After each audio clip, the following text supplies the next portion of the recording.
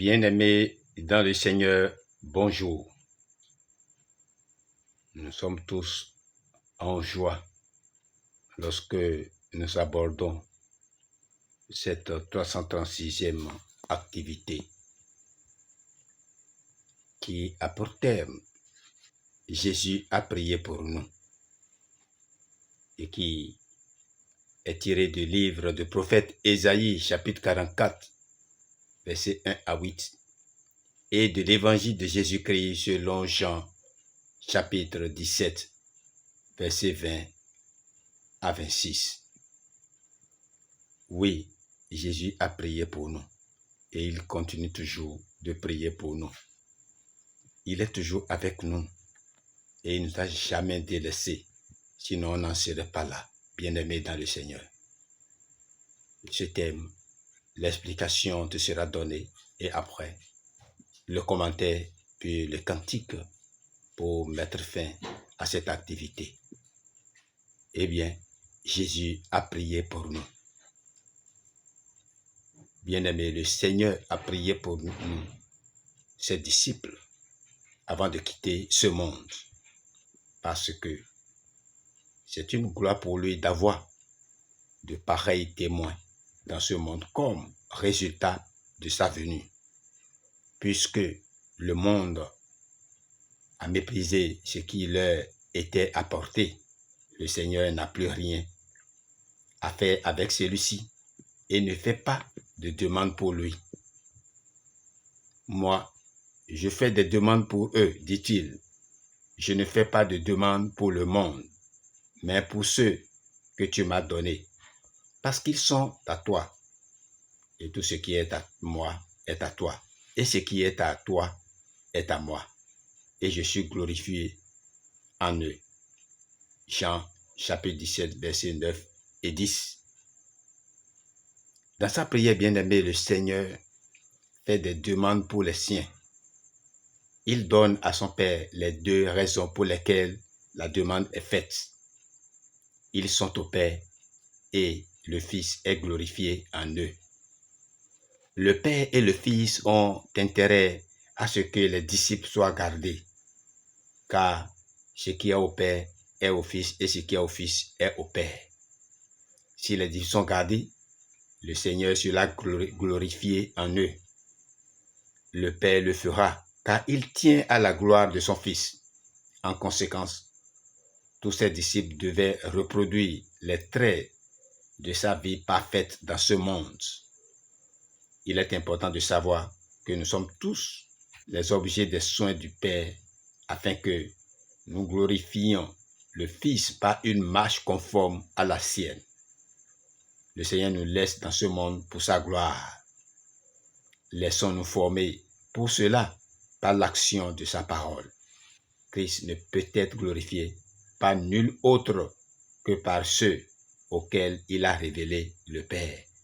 C'est pour cela que des dispositions avaient été précédemment prises et les commentaires nous en parleront. Place aux commentaires maintenant pour voir ce que Isaïe nous réserve, chapitre 44, verset 1 à 8.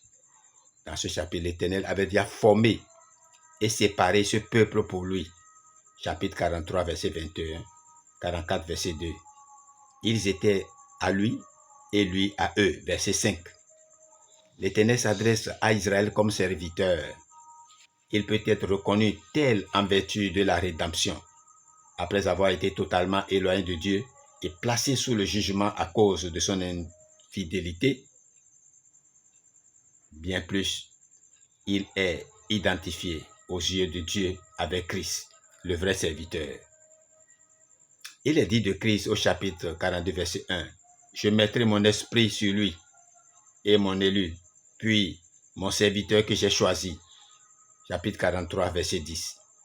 Et il est dit ici, « Israël, que j'ai choisi, toi, Jeshurun, que j'ai choisi, et je verserai mon esprit sur ta semence. » Cela est dit à la fois de Jérusalem et d'Israël. Tous seront appelés du nom de Christ et du nom d'Israël. Combien est douceux. Ne crains pas, mon serviteur Jacob.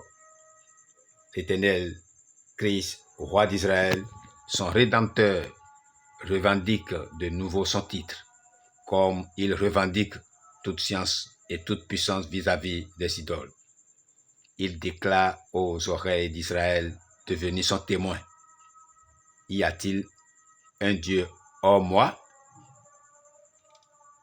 Non. Maintenant, place au second texte qui nous enseigne que non seulement les croyants ne sont pas retirés de ce monde, verset 15, mais ils sont même expressément envoyés par le Seigneur, verset 18, pour accomplir l'œuvre qu'il leur a donné à faire, verset 4 à 5. Toutefois, ils ne sont pas du monde, comme Jésus n'en était pas. Leur position est celle d'étrangers appelés à servir leur souverain dans un pays ennemi.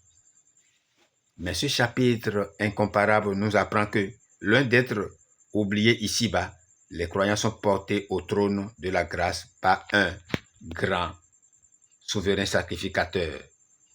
Voyez Hébreux chapitre 4, verset 14 à 16. Écoutons ce qu'il demande au Père pour eux. Premièrement, que tu les gardes du mal, exposés comme ils le sont dans un tel monde, verset 15. Deuxièmement, sanctifie-les par la vérité. C'est la mise à part de ceux qui obéissent à la parole. Et troisièmement, que tous soient un. Désir de son cœur qui nous humilie quand nous pensons aux divisions des chrétiens. Cela doit nous faire honte chaque fois que les chrétiens se divisent. Et dernièrement, que là où moi je suis, ils y soient aussi avec moi. Verset 24. Ceux qui ne sont pas du monde ne resteront pas dans le monde. Leur part éternelle est avec Jésus pour voir sa gloire. Je veux, dit le Seigneur Jésus, car la présence des siens dans le ciel avec lui, témoignant des pleins résultats de son œuvre, fait partie de sa gloire et de celle de son Père. Bien-aimés, voilà ce qui met fin à cette activité que nous venons de chercher et de retrouver pour vous dans le nom de Jésus-Christ, afin que vous puissiez être édifiés dans le Seigneur et construire votre foi, bâtir votre foi sur du roc, le roc qui est notre Seigneur, Jésus-Christ, à jamais. Et comme il est dit, il est toujours avec nous. Prie pour nous et veut notre salut. Voilà tout qui choisit ce cantique pour finir